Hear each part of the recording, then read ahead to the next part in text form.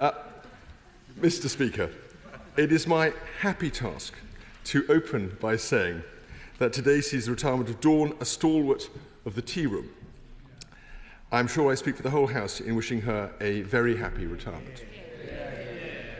But on a very different note, this week also marks the 3rd anniversary of Russia's invasion of Ukraine.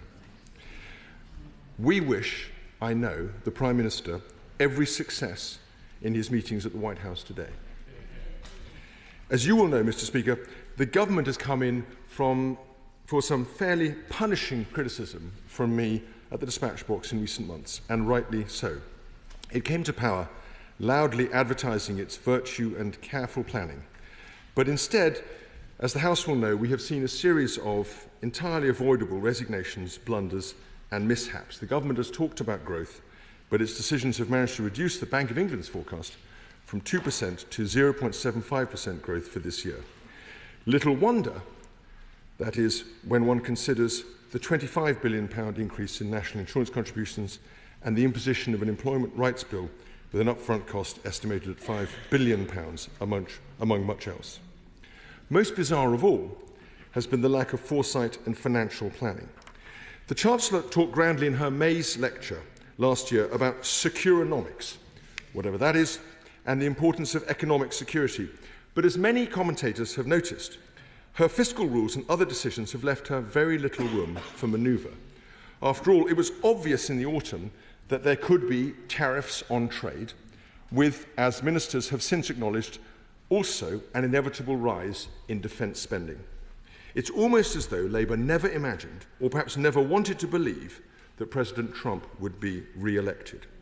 As a result, the government may be forced to have a mini-budget next month and then a spending review which has been so delayed that the government will have gone a full year from its election without having any settled spending plans.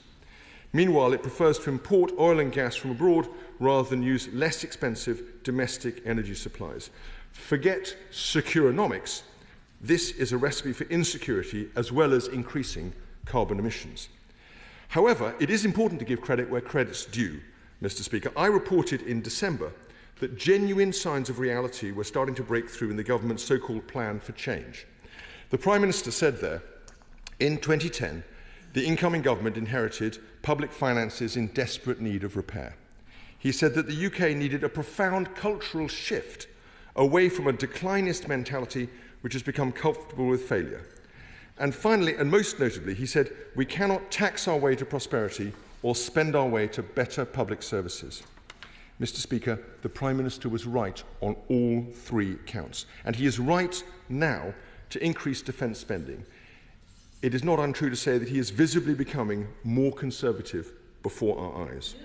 Unfortunately, of course, the real numbers in the defence statement were in fact half what he claimed, as the Institute for Fiscal Studies quickly made clear. And the statement was insulting in other ways to this House, Mr. Speaker, I'm sorry to say. It appears to have been leaked to the media, who ran the headline before the Prime Minister had even stood up. Perish the thought that it was deliberately redacted so that MPs would be kept in the dark and could not hold the government to account. The Prime Minister has emphasised all the planning that was involved in this decision, but even so, he was repeatedly unable to answer the simple yes or no question whether funding for the Chagos Islands deal was included in this total.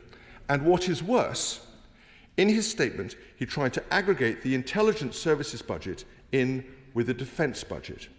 That is grossly misleading, because these budgets are and have long been kept separate. And what is worse still, the Prime Minister's claim that the combination of the 2 budgets would be 2.6% of GDP seems to imply a cut, not a rise, in the budget for the intelligence services, which currently stands at over 0.15%. This cannot be correct. Even if the leader cannot address this question now, I'd be grateful if she could write to me with the details in order to answer it for the record and for the benefit of this House. Leader.